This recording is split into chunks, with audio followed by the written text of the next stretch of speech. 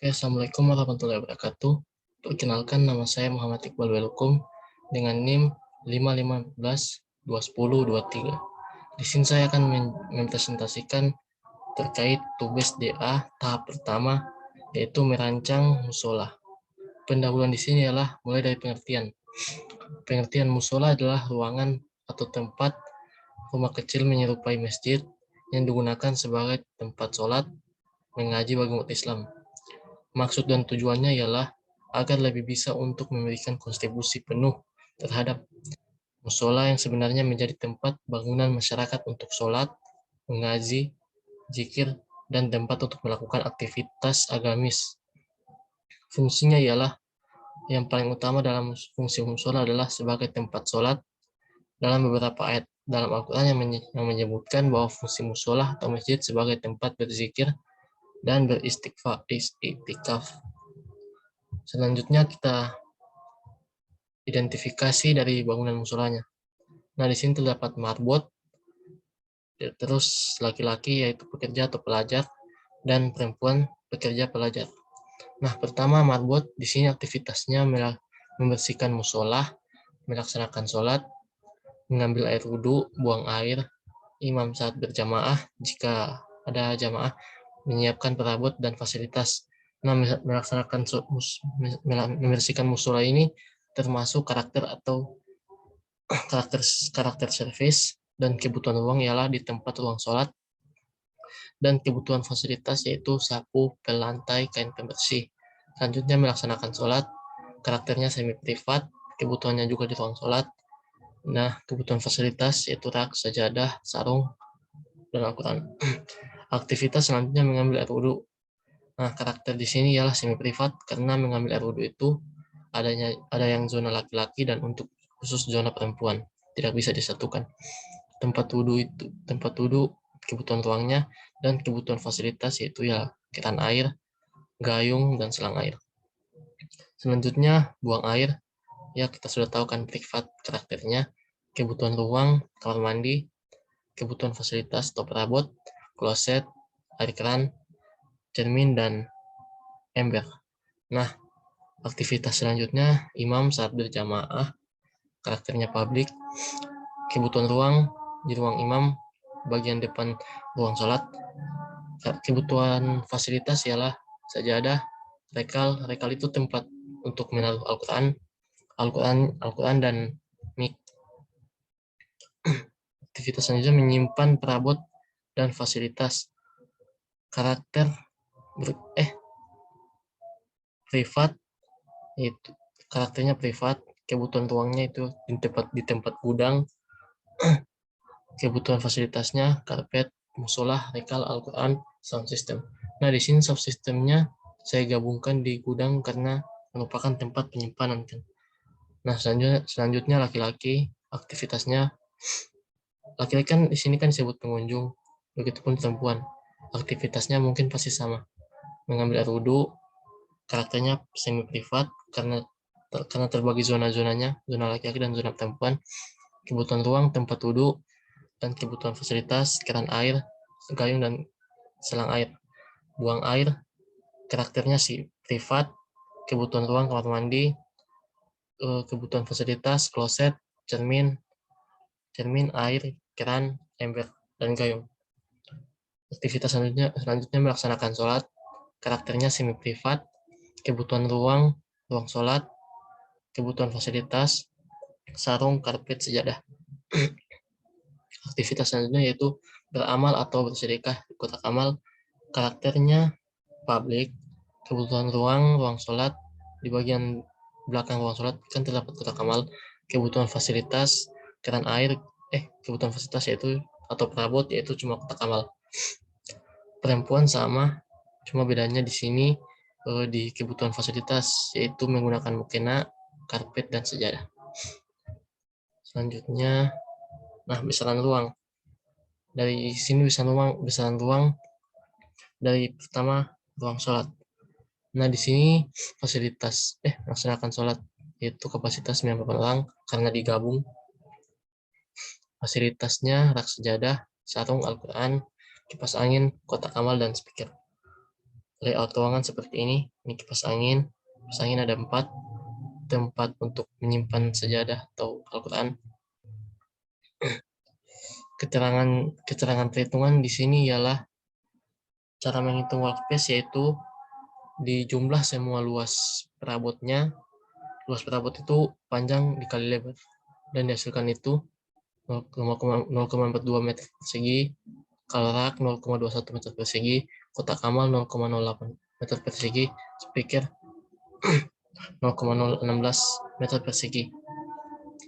Nah, dijumlahkan semua perabot dan dikurangi dengan luas ruangan, yaitu mendapat hasil workspace 69,69 meter persegi. Nah, sirkulasi di sini saya pilih 40% karena agak besar ruangannya untuk perpindahan untuk pergerakan jamaah-jamaah jika melewati ruangan tersebut, karena ruangannya agak luas dan sirkulasinya agak besar. Menghitung total ruangan semuanya ialah 70,59 itu penjumlahan semua dari workspace sampai perabot, baru ditambah dengan siklus sirkulasinya 40%, dan didapat 98,78 meter persegi. Begitupun dengan ruang imam, gudang, dan kamar mandi. Perhitungannya sama. Ini juga sama perhitungannya. Nah, kita lanjut di bubble diagram ruang.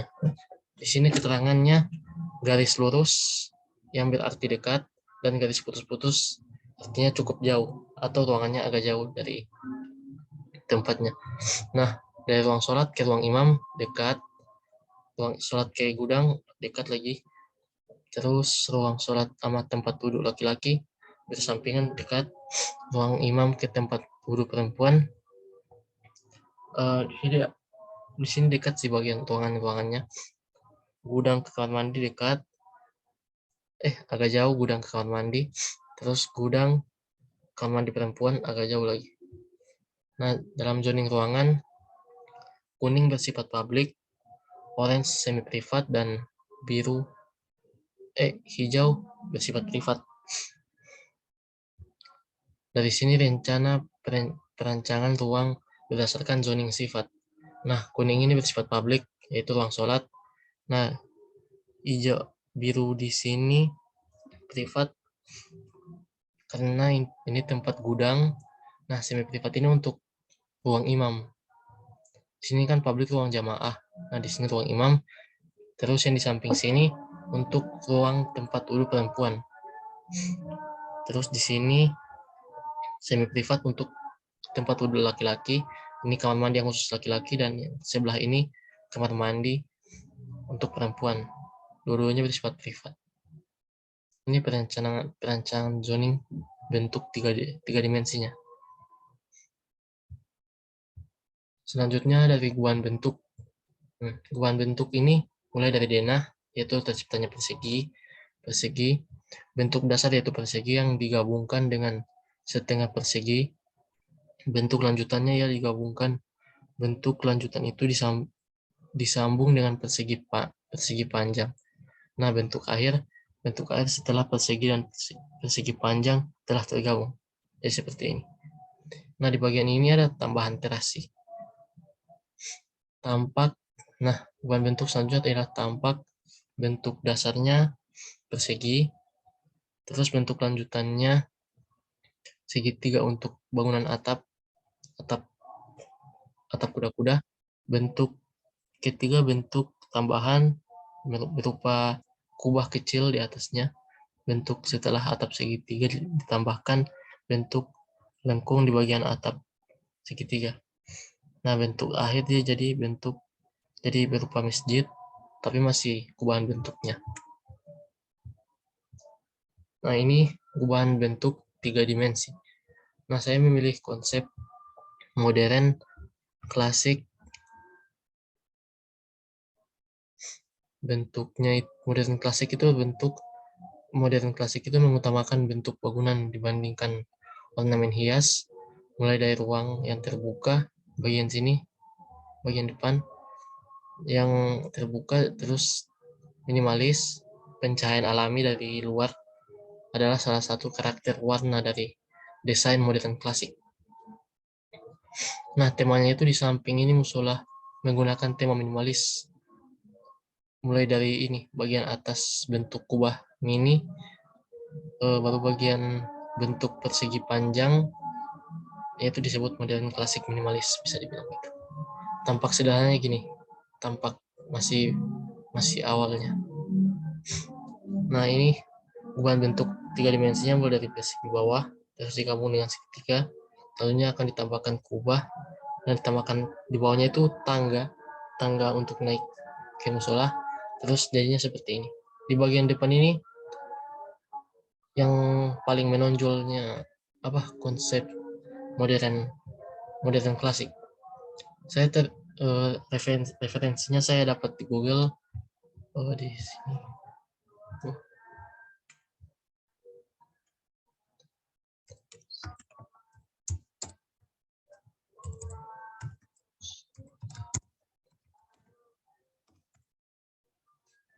Nah, ini pada bagian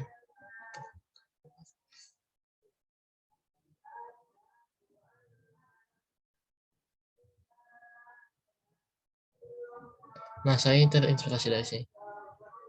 Bagian depannya itu terdapat lubang-lubang ventilasi yang mencolok dan terus menimbulkan bentuk-bentuk mulai dari lingkaran, persegi dan persegi panjang, dan terdapat jendela-jendela pada bagian sampingnya. Nah, itu saya terinspirasi dari referensi gambar tersebut. Selanjutnya, pada side plan berikut,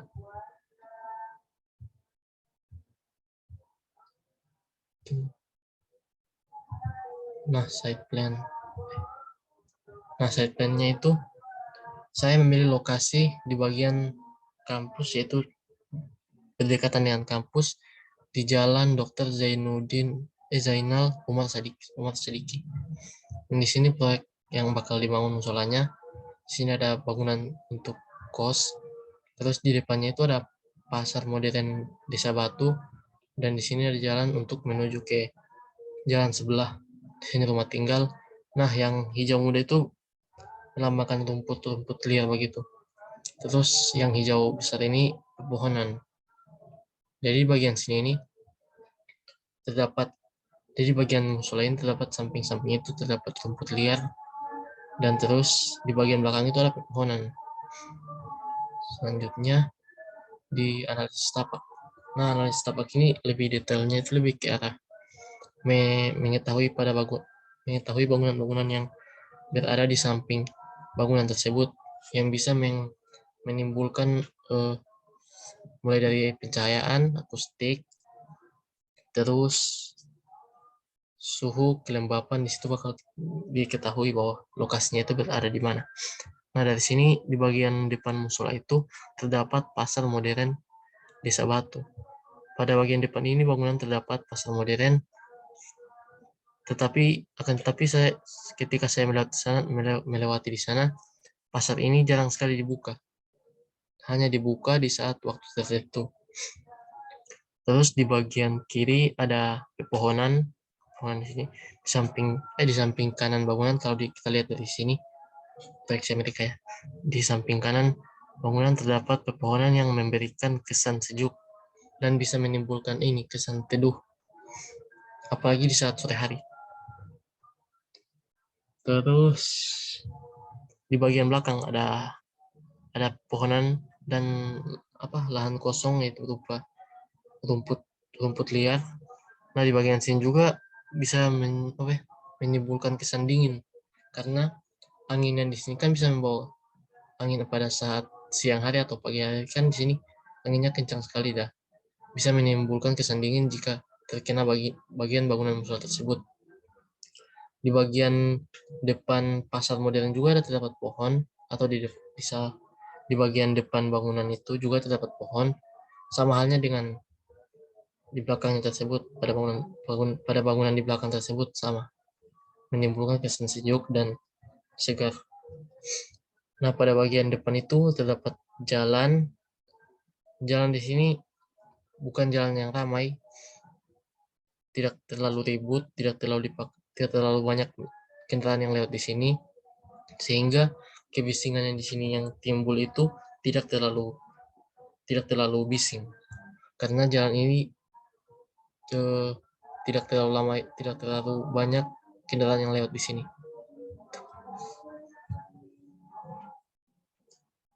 Satu lagi, alasan saya membangun lokasi bangunan musola di sini yaitu saya berpikir bahwa di bagian lokasi ini tidak terdapat masjid ataupun musola ataupun tempat persinggahan untuk sholat. Nah, makanya saya terinspirasi, saya terpikir untuk membangun musola di sini. Apalagi di saat mahasiswa-mahasiswi yang melewati sini untuk pulang ke kos atau ke rumahnya masing-masing, di sini kan tidak terdapat tempat sholat nih. Jadi saya berpikir bahwa jika ada mereka terpikir untuk sholat, mereka bisa singgah di sini untuk meluangkan waktu untuk sholat, gitu. Nah, terakhir konsep denanya akan jadi seperti ini. Di sini bagian Nah, di sini bagian depannya ada teras, naik ke tangga situ. Nah, di samping-samping itu ada dinding.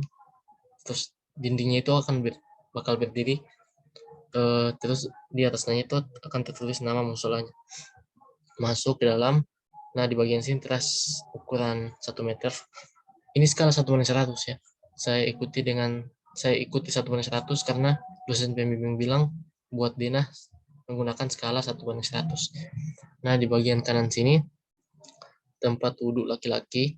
Setelah mereka ambil air wudhu, mereka lewat sini untuk masuk ke tempat ruang sholat.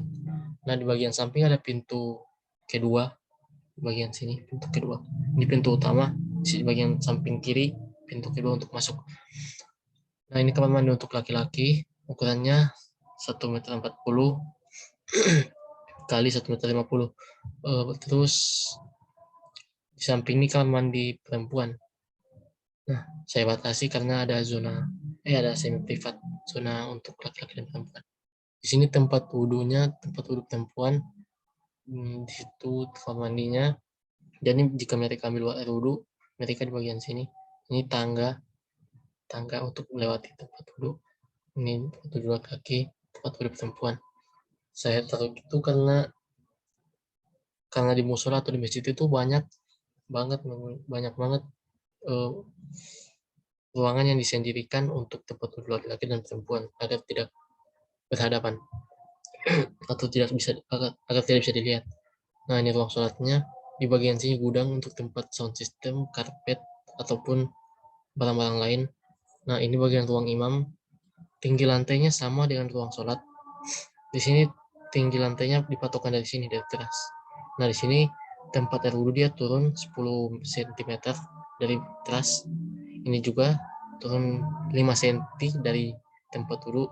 Tapi kalau dipatokkan dari sini dia turun 15 cm dari teras ini. Di sini turun 10 cm, di situ turun 5 cm. Ini juga sama, 15 cm atau turun 5 cm. Di sini juga sama 10 cm sama dengan tempat wudhu. Nah, di sini dia naik 10 cm dari permukaan lantai teras. Naik 10 cm. Sama ruang imam pun DP tinggi ruang sholat dengan ruang imam sama. Nah, pas naik ke gudang itu naiknya 5 cm.